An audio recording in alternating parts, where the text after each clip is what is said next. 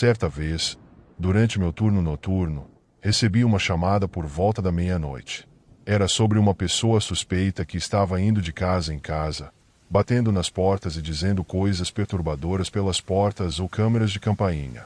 Ao chegar à casa do homem que fez a ligação, ele explicou com mais detalhes o que havia ocorrido. Tratava-se de uma mulher de meia idade, com cabelos longos e desgrenhados, segurando algo atrás das costas. Ela ia de porta em porta, gritando para que as pessoas abrissem e murmurando coisas para si mesma. O homem possuía uma câmera de campainha, mas de baixa qualidade. Mesmo assim, ele conseguiu me mostrar as imagens capturadas. A mulher se aproximou da porta, olhou diretamente para a câmera por alguns minutos, em seguida, apertou o botão para falar pelo interfone. Começou a falar algo enquanto o homem, do outro lado, tentava se comunicar com ela. Ele perguntou quem ela era e o que queria.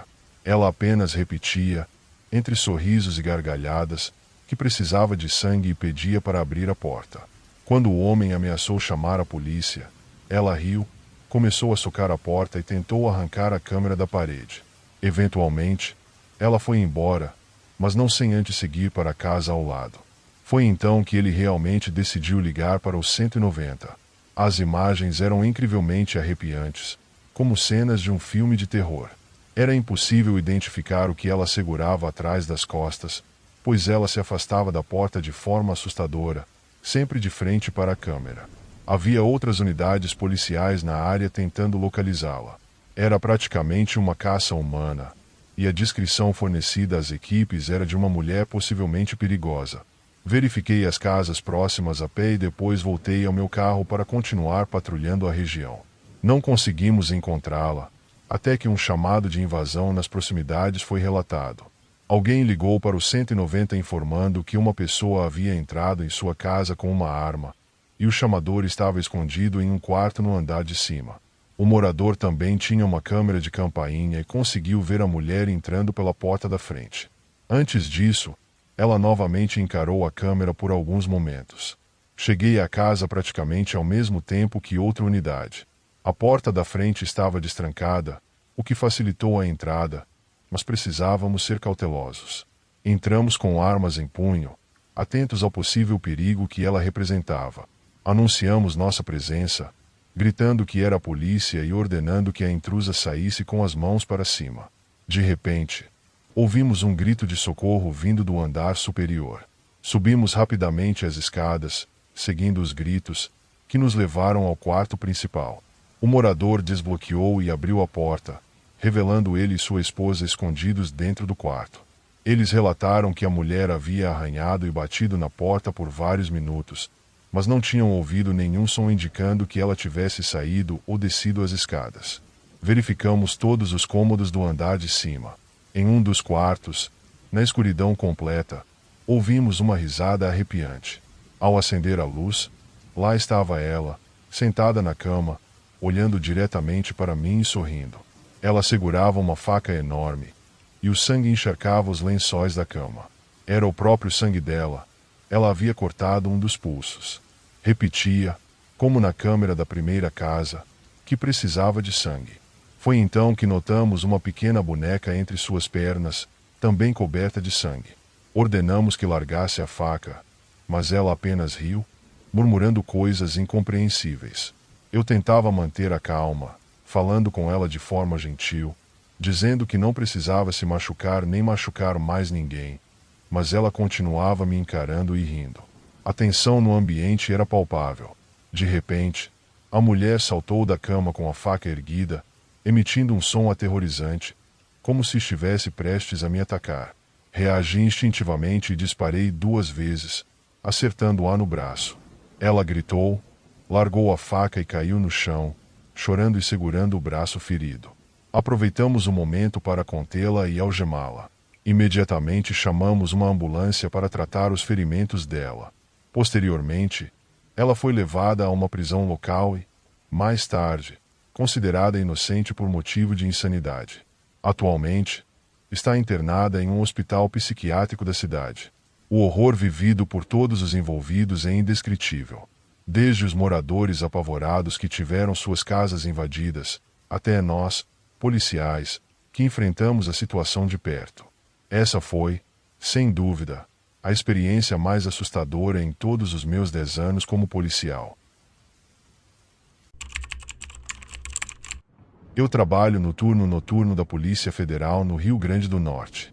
Estou na força há 2 anos. Até agora, não vivi muitas situações extremas, além de algumas prisões por drogas durante a noite, chamadas de roubo e alguns casos de agressão. O Nordeste do estado tem uma taxa de criminalidade relativamente baixa, então essas geralmente são as situações mais graves com as quais lido. Certa noite, recebi uma chamada para investigar uma perturbação, gritos que foram ouvidos em uma casa nas proximidades. Normalmente, uma chamada como essa significa uma briga doméstica ou até mesmo algo simples, como pessoas bêbadas fazendo barulho. Quando cheguei à residência, precisei confirmar 2 vezes se era a casa correta, porque todas as luzes estavam apagadas. No entanto, havia um carro na garagem, um Toyota azul. Alguém estava em casa. Fui até a porta e bati algumas vezes, mas ninguém atendeu. Um vizinho, que deve ter visto minha viatura, saiu de casa e se aproximou. Ele explicou que foi ele quem chamou a polícia, relatando que ouviu um grito horrível vindo da casa. Ele também mencionou que a mulher que morava ali vivia sozinha, mas que ocasionalmente recebia a visita de seu namorado, o que tornava a situação ainda mais preocupante. Tentei girar a maçaneta da porta, mas estava trancada. Dei a volta na casa e chequei todas as janelas. Todas estavam trancadas, exceto uma, na parte de trás, que estava aberta o suficiente para alguém entrar. Isso me deixou alerta, já que as outras janelas estavam completamente fechadas. Chamei reforços pelo rádio e, após a confirmação, entrei na casa pela janela aberta.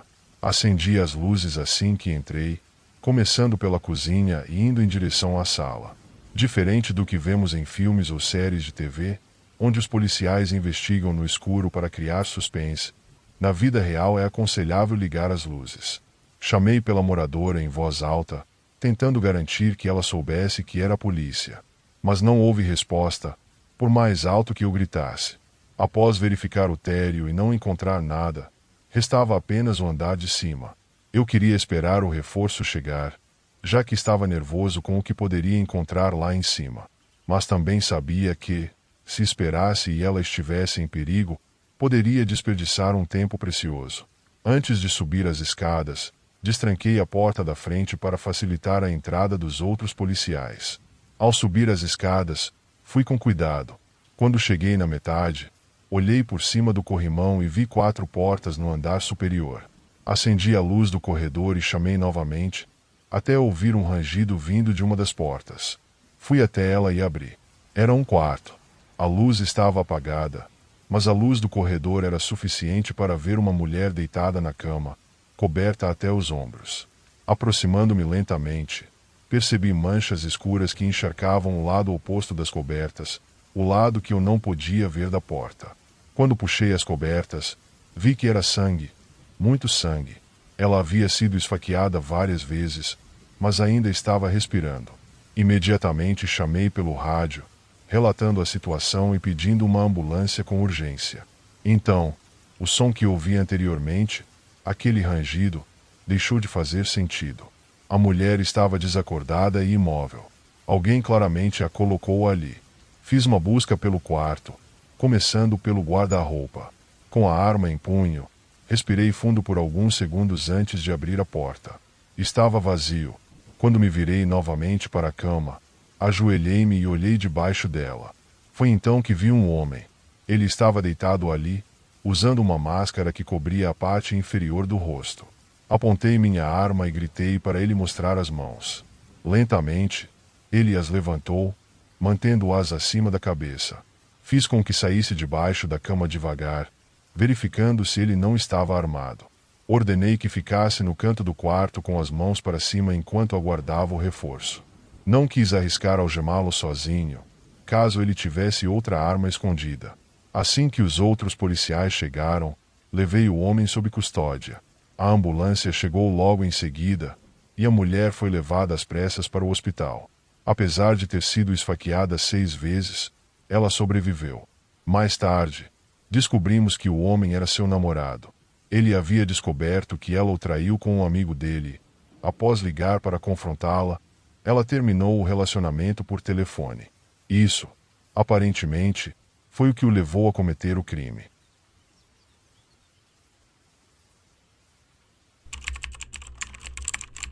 Essa história foi contada por Mike, tio do meu melhor amigo, que trabalha como policial no turno da noite em nossa cidade. Com 20 anos de experiência, ele já viu de tudo, mas, segundo ele, nada o preparou para o que aconteceu naquela madrugada. Mike e seu parceiro, Steve, estavam em patrulha quando receberam uma ligação do proprietário de um conjunto de apartamentos. Era por volta de 2 da manhã, e o senhorio estava alarmado com o comportamento estranho de um inquilino, um homem chamado Adam. Segundo ele, Adam havia ligado todas as torneiras de sua unidade, e a água já escorria para fora do apartamento, inundando o prédio. Quando chegaram ao local, notaram algo estranho. Todos os moradores estavam reunidos do lado de fora, observando nervosos. O senhorio explicou que Adam vinha agindo de forma estranha ultimamente e parecia estar completamente fora de si. Subindo as escadas até o segundo andar, eles encontraram a porta do apartamento de Adam. Bateram várias vezes, chamando por ele, mas não houve resposta. Decidiram arrombar a porta, e o que viram os deixou perplexos. A água inundava todo o chão, jorrando de todas as torneiras, do chuveiro e até do vaso sanitário. Adam estava parado na cozinha, tremendo violentamente, com os olhos arregalados e murmurando algo incompreensível. Mike tentou acalmá-lo, perguntando o que estava acontecendo. Foi então que Adam, entre gaguejos e soluços, disse: "Eles estão nas paredes." No início, Mike achou que era delírio, mas Adam repetia a frase, cada vez mais alto e com um olhar de puro terror. Enquanto isso, Steve entrou em um dos quartos para verificar o restante do apartamento. Ele desligou as torneiras e confirmou que não havia mais ninguém visível ali. Quando Mike estava prestes a tirar Adam do apartamento, ouviu Steve chamá-lo com urgência. "Você precisa ver isso." No quarto, Steve estava parado diante de uma parede com sua arma em punho, claramente alarmado. Ele apontou para uma área da parede que parecia diferente. A textura estava irregular, como se tivesse sido remendada às pressas. Com cautela, Steve começou a puxar o revestimento da parede. O que viram fez seus corações pararem por um momento. 3 pessoas estavam escondidas ali, dentro de um espaço apertado, encarando-os. Seus rostos estavam pintados com padrões estranhos, quase tribais, e seus olhos brilhavam com uma mistura de loucura e desafio. Com armas apontadas, Mike e Steve ordenaram que saíssem lentamente. Cada um dos indivíduos foi algemado e levado para fora enquanto outros policiais retiravam Adam do local. Mais tarde, foi descoberto que essas pessoas faziam parte de uma seita isolada que vivia na mata próxima. Eles haviam escolhido Adam como alvo por causa de seu histórico de problemas mentais, tentando manipulá-lo para que se juntasse a eles. A inundação causada por Adam, acreditando que poderia expulsá-los de sua casa, acabou revelando a verdade. Mike e Steve concordam que foi a ocorrência mais perturbadora de suas carreiras. E até hoje, Mike diz que, ao fechar os olhos, ainda consegue ver aqueles rostos encarando-o da escuridão das paredes.